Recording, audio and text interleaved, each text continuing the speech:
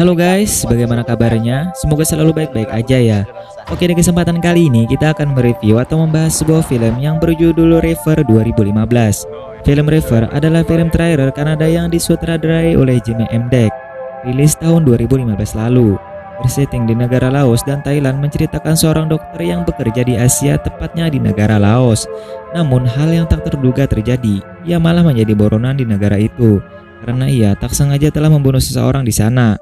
Sehingga polisi di sana menjadikannya buronan lokal, bahkan Interpol. Mampukah ia keluar dari negara itu? Apakah ia berhasil melarikan diri? Oke, nanti kita bahas ya. Yang pastinya secara singkat, padat, dan yang pasti tetap berisi ya. Oke, sebelum kita lanjut ke pembahasan, bagi kalian yang suka dengan channel ini, jangan lupa untuk tekan tombol like, komen, share kepada teman-teman kalian, dan yang pasti jangan lupa untuk subscribe-nya ya, agar kalian tidak akan ketinggalan video-video menarik lainnya. Oke, tanpa berlama-lama lagi, tanpa berbasa-basi lagi, kita langsung saja ke TKP. Let's go.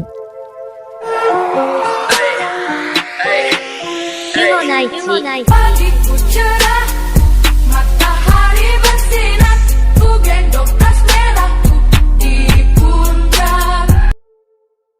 Cerita dimulai ketika diperlihatkannya seorang dokter yang sedang menangani pasiennya. Dokter tersebut, sebut saja namanya John Lake. Ia adalah seorang dokter berasal dari Amerika Serikat yang ditugaskan di klinik di sebuah desa Seongkong yang ada di negara Laos. Dan tak berapa lama terlihat datang sebuah mobil yang membawa korban kecelakaan. Mereka pun segera menangani korban tersebut sebagaimana semestinya. Okay. Give her some morphine. Can we get an IV in here, please? She has an open fracture of the tib.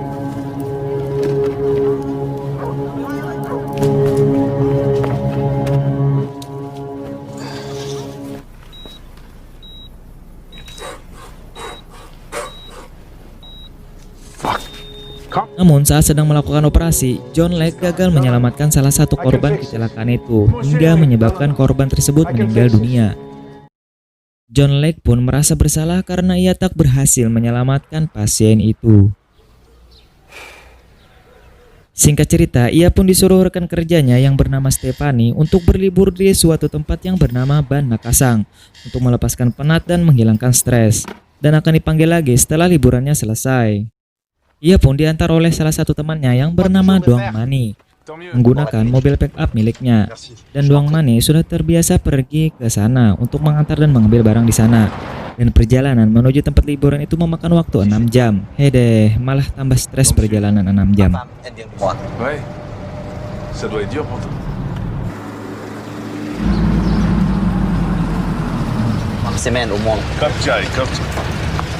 Singkat cerita, mereka pun sampai di pinggiran sungai dan berpisah di tempat itu. Dan untuk menuju desa tersebut, ia harus naik perahu atau biasanya orang menyebutnya klotok.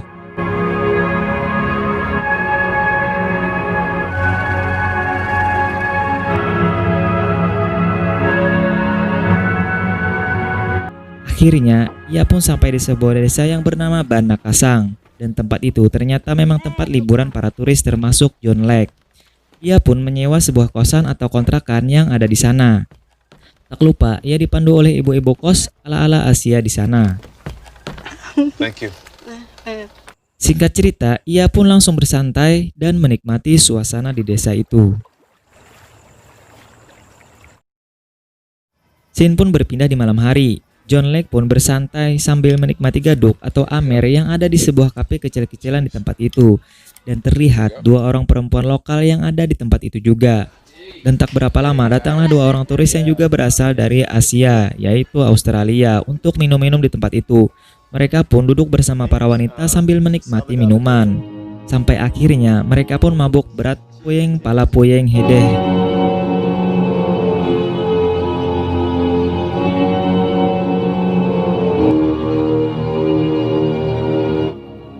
John pun merasa kasihan kepada para wanita itu dan ia mencoba menegur laki-laki tersebut untuk berhenti mengajak wanita itu minum karena sudah mabuk kepalang.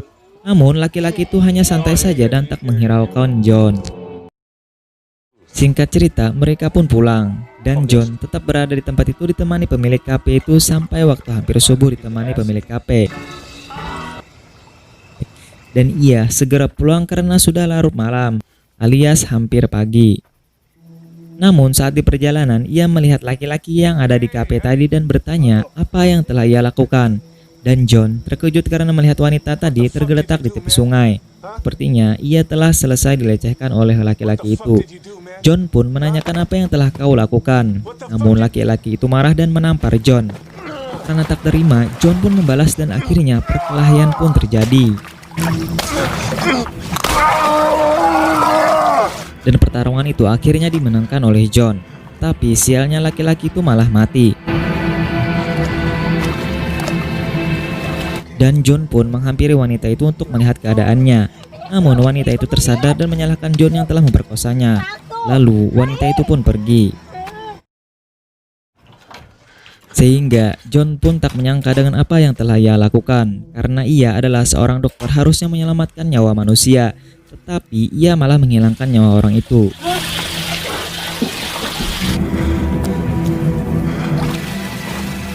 Dan sialnya, John malah kehilangan dompetnya di tempat kejadian perkara. Esokan harinya, karena dirasa sudah tak aman lagi, John pun bergegas menuju tempat kejadian malam tadi untuk mencari dompetnya.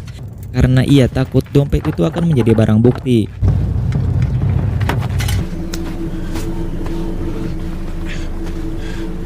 Namun sialnya, John tak menemukan dompetnya di tempat itu. Dan ia akhirnya berencana kembali ke kontrakannya untuk segera melarikan diri dari tempat itu.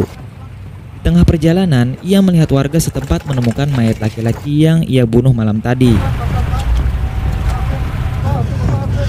Sehingga John pun tambah ketakutan dan bergegas kembali.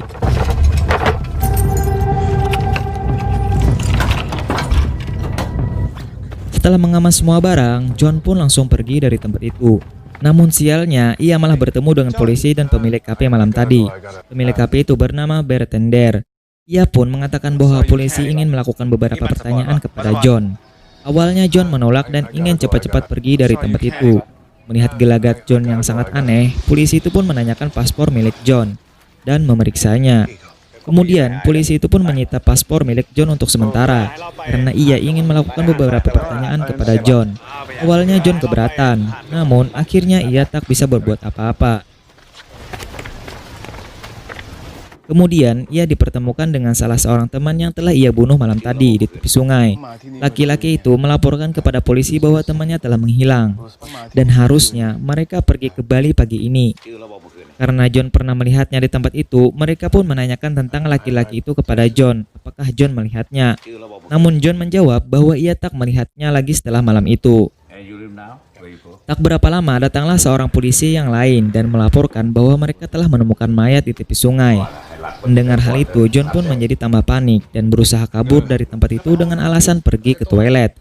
Namun sialnya, polisi itu menyuruh John untuk meninggalkan tasnya di meja.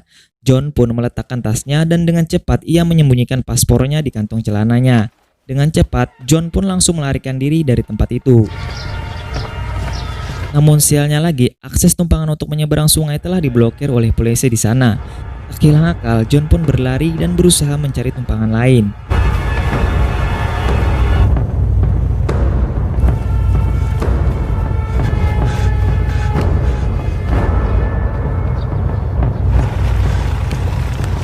Alhasil, alhamdulillah, ia pun bertemu seseorang yang bersedia mengantarnya, tentu dengan bayaran yang banyak.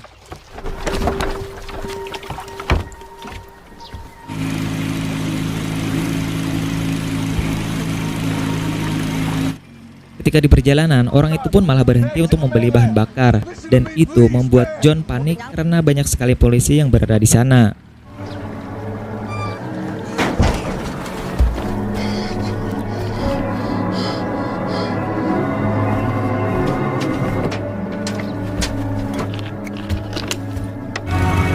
Namun untungnya ia tak ketahuan polisi di sana. Mereka pun akhirnya sampai di seberang sungai. Tanpa berpikir panjang, John pun langsung berlari dan segera membeli tiket bus untuk pergi ke Penten. Dan John pun merasa lega karena ia mengira bahwa sudah bisa melarikan diri dari tempat itu.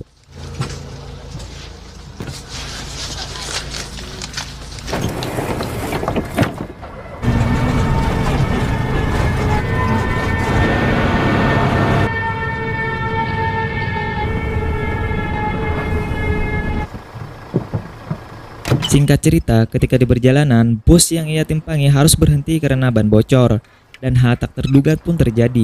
Di saat itu juga muncullah mobil polisi dan menghampiri bus itu. Ia menyangka bahwa polisi itu tak mungkin siapa yang menemukannya di situ. Salah seorang polisi memeriksa ke dalam bus dan mencari John. Tapi John berhasil bersembunyi dari balik kursi.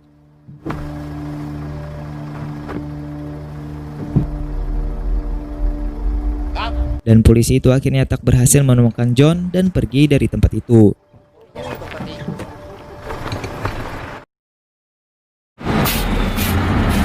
Dan akhirnya John pun sampai di pemberhentian berikutnya.